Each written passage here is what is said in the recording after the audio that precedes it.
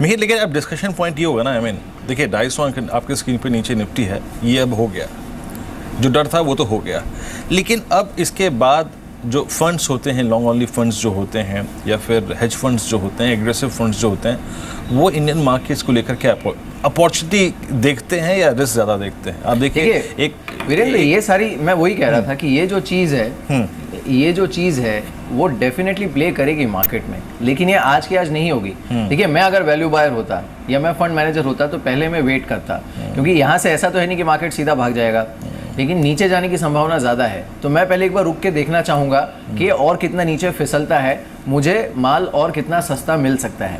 ये हर fund manager या हर value buyer की सोच होती है, और इसी वजह से आप देखिए इस तरह के मार्केट में होता क्या है, डेप्थ कम हो जाती है। बिकवाली अब आज के वॉल्यूम्स देखना, अब ज़रूरी नहीं है कि हैवी वॉल्यूम्स के साथ बाकी बचे दिन में भी सेलिंग हो, लेकिन वो जो सपोर्ट नहीं आता है मार्केट में, वो इटसेल्फ मार्केट को और नर्वस और शैलो बना देता है। अब देखिए ना, खुलने के बाद 2 मिनट में 2 लाख करोड़ की मार्केट कैप का उड़ जाना, ये इंडिकेट करता है। और दूसरी चीज़, अभी बात भले ही हम कर रहे हैं कि मार्केट हैवी वेट्स पर नज़र रखिए या फिर ब्रेक्जिट पर जिनका एक्सपोजर है उन स्टॉक्स पर, लेकिन जिनका इंडेक्स पर वेटेज ज़्यादा है उन स्टॉक्स को आप देखिए, क्योंकि सबसे ज़्यादा मार्केट को तोड़ने के लिए इस्तेमाल फिर इन्हीं स्टॉक्स का होता है। अब क्या SBI का टाटा मोटर्स जितना खतरा है ब्रेक्जिट पर नहीं है, लेकिन SBI है 5.5% नीचे, क्यों? क्योंकि उसकी इंडेक्स में वेटेज है। तो ये जो हैवी वेट स्टॉक्स हैं, हेमंत, इस पर क्या करना चाहिए? चलिए, हमारे साथ इस बीच एक बहुत ही खास मेहमान जुड़े हैं, CP गुरनानी हमारे साथ जुड़े हैं, टेक महिंद्रा के सीधे यूरोप से इस समय। Mister Gurnani, thanks for joining us, शुक्रिया इस बातचीत में शामिल होने के लिए। BBC has officially declared that Britain has voted for exit, यानी ब्रेक्जिट होने वाला है। आपका पहला रिएक्शन क्या है इस पर? क्योंकि मैं यूके में हूँ इस वक्त, तो यही कह सकता हूँ कि सुबह सुबह कोई बहुत अच्छी खबर तो नहीं सुनने को मिली है। और क्लियरली मैंने भी अभी आप ही लोगों का चैनल देखा है, जिसमें मालूम है कि स्टर्लिंग एज अ करेंसी का ड्रॉप करीब 9% है। और क्लियरली इंडियन IT इंडस्ट्री के लिए इन अ शॉर्ट टर्म तो ये काफी झटका है। ये झटका है because of the currency, because of contracts, because of the currently करीब सभी कंपनीज के लिए एक तरह से यूरोपियन हेडक्वार्टर्स जो था वो यूके ही था और उसी के थ्रू ट्रेड होता। तो शॉर्ट टर्म के अंदर तो ये डेफिनेटली हर कंपनी को, टेक महिंद्रा को एक तरह से अपनी स्ट्रैटेजी, अपने कॉन्ट्रैक्ट्स और किस तरीके से हम लोग इस सिनेरियो के अंदर काम करते हैं। जी नंबर 1, नंबर 2 इज कि लॉन्ग रन में तो शायद फायदा ही हो, क्योंकि UK will need a stronger trading partners, और यूके और India have always been good trading partners. एक और चीज, आपने कहा कि आप लोग शॉर्ट टर्म में अपनी स्ट्रेटजीज को चेंज करेंगे, अपनी अप्रोच को चेंज करेंगे, लेकिन सर इसका immediate effect on IT and leg effect जो होता है, जो 6-7 महीने बाद आएगा, सर वो क्या देखते हैं आप? तो इमीडिएट इफेक्ट तो बताया ना आपको कि पहली बात तो देखिए करेंसी का ही इम्पैक्ट होता है, क्योंकि जो भी कॉन्ट्रैक्ट है अल्टीमेटली उनका रियलाइजेशन कम हो जाएगा। अगर 9% करेंसी डाउन हुई है तो उसका रियलाइजेशन कम हो जाएगा। नंबर 2 इज जो भी लॉन्ग टर्म डिसीजन जो होने थे, तो यूके में जो डील फ्लो चल रहा था उसमें एक तरह से पॉज बटन तो प्रेस हो गई ना।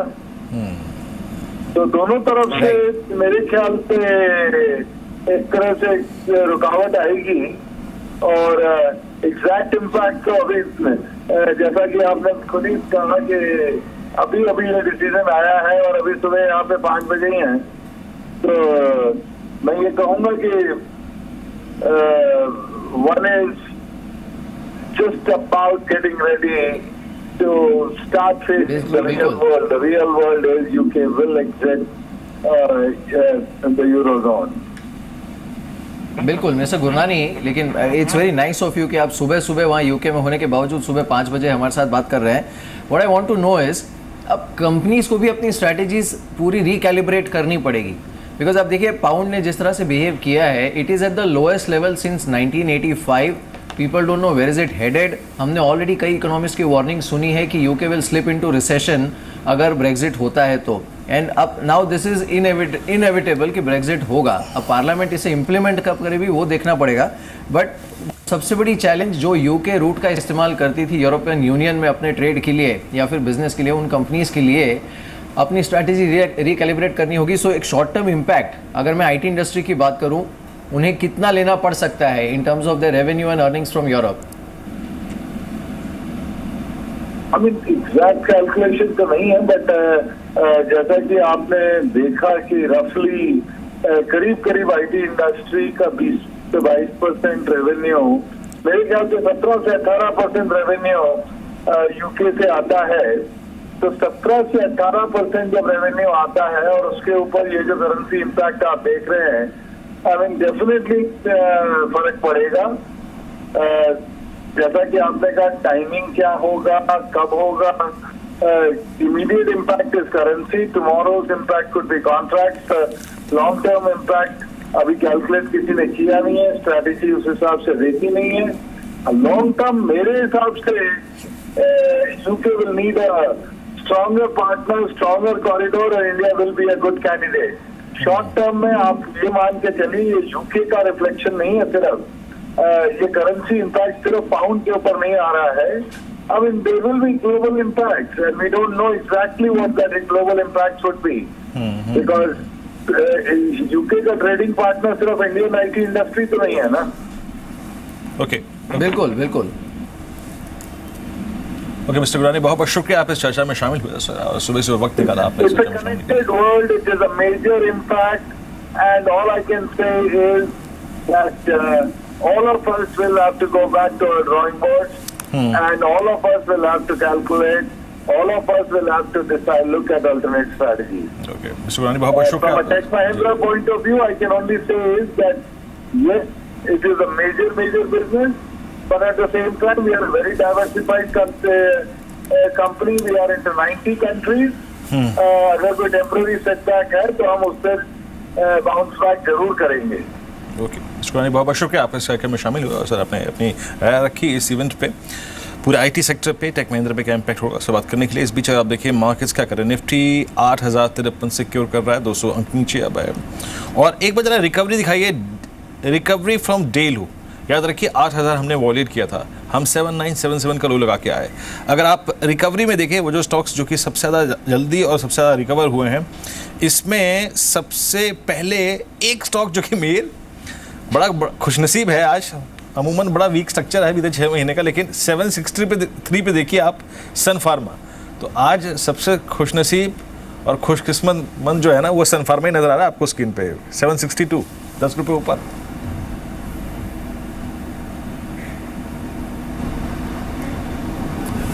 मेरे से संपर्क भी टूट गया मेरा, खैर मेरे से बात कर लेंगे कुछ देर में।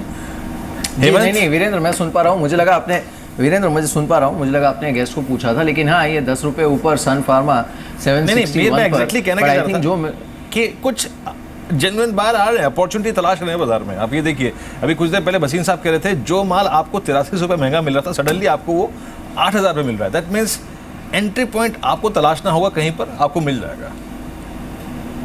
नहीं, वो बात सही है वीरेंद्र, लेकिन देखिए फ्लाइट टू सेफ्टी तो मार्केट ढूंढेगा ही इस बाजार में, लेकिन जो मिस्टर गुरनानी ने कहा उस चीज़ को अगर आप ध्यान दें, आप देखिए आईटी, ये सिर्फ आईटी और ब्रेग्जिट की बात नहीं है।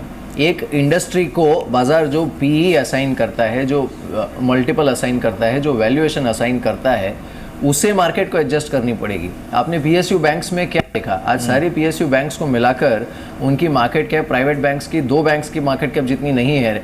इसकी वजह क्या है? क्योंकि उसकी वैल्यू को एडजस्ट किया मार्केट ने।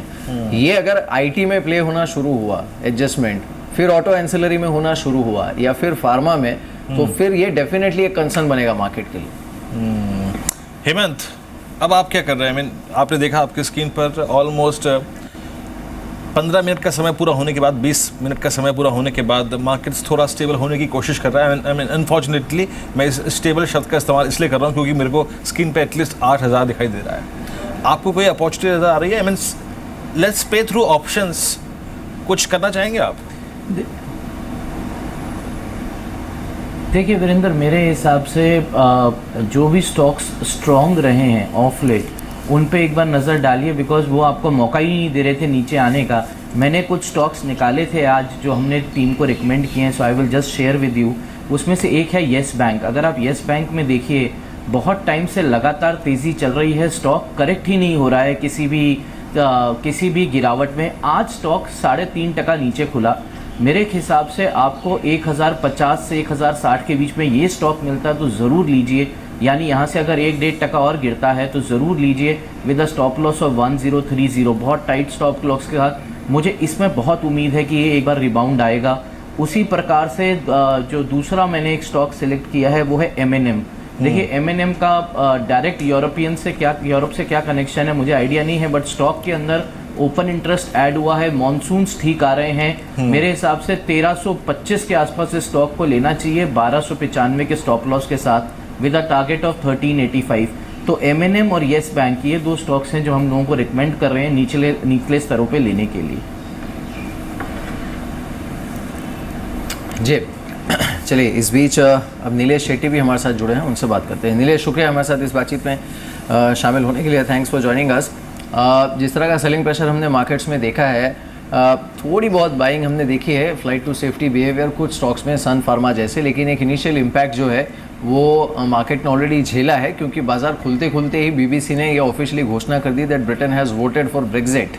अब आपकी स्ट्रैटेजी क्या होगी मार्केट पे? आपको लगता है 8000 को डिफेंड करेगा निफ्टी, वैल्यू बाय यहाँ पर किया जा सकता है, या फिर 8000 के नीचे बेटर वैल्यू इमर्ज होगी?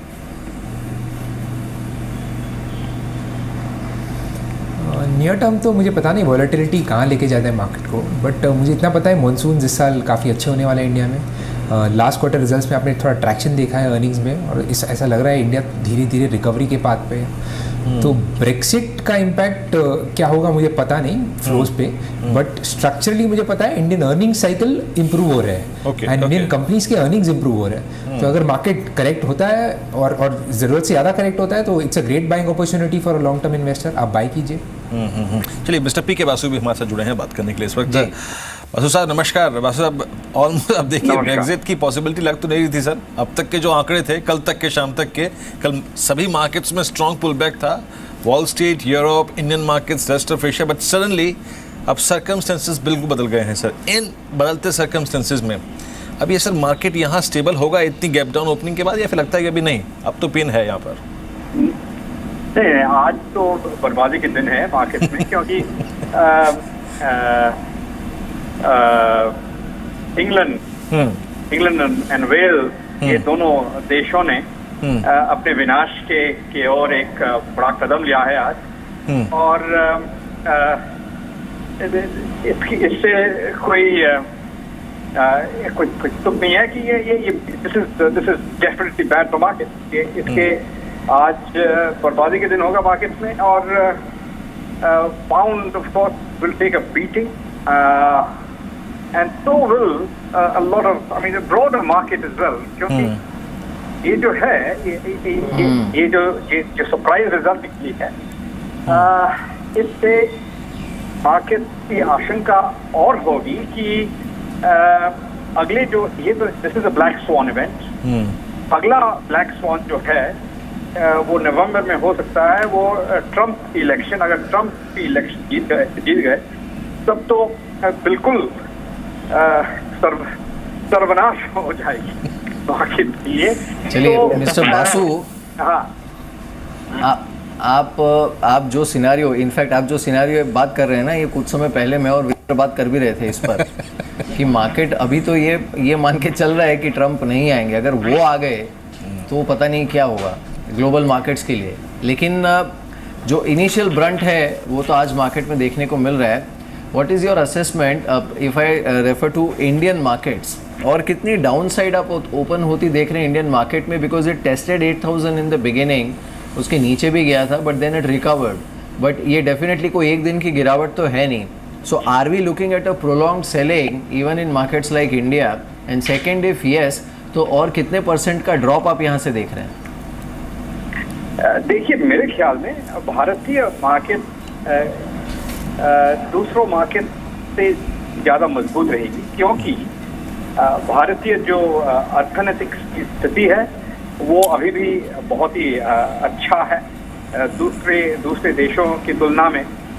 तो जो वल्नरेबल मार्केट्स हैं, जो वल्नरेबल इकोनॉमीज हैं, उनमें से सबसे बड़ा वाला है चाइना की। जी जी। तो अगर चलिए इस बीच मिस्टर बासु, आपको मैं एक अपडेट भी दे देता हूँ। जापानीज निके हैज़ हिट लोअर सर्किट पर है जापानीज निके इस समय, और ट्रेडिंग वहाँ पर रोकी गई है। हालांकि वो आप ये आंकड़ा भी अपडेट होना बाकी है, बट जापानीज निके इस समय लोअर सर्किट पर है और वहाँ पर ट्रेडिंग को रोका गया है। या मिस्टर बासु, गो अहेड। अगर ऐसा कोई if there is a big risky event in the world, ऐसा कोई बर्बादी की कोई इवेंट हो जाए, तो the yen obviously is one of the few safe haven. This is a perverse safe haven, but it is a safe haven. और अगर येन गोज अप तो the Japanese market goes down. This is simple correlation. और इसकी वजह से आज जो देख रहे हैं जापानीज मार्केट में, it is an obvious outcome. पर ये भी सही है कि the medium term vulnerability is greatest in China, not in Japan. Japan की जो हाल है वो उतना खराब नहीं है। Japan has had its crisis. Deflation is slowly coming to an end, but China is yet to have its crisis. So China की जो market है वहाँ that is going to be the focus of most worries going forward. उसकी तुलना में भारतीय जो स्थिति है वो मजबूत है, और कई दिन, 2-1 दिन के लिए there will be a lot of pressure on all markets including India, but once things settle down, India will be one of the ones that continues to shine bright.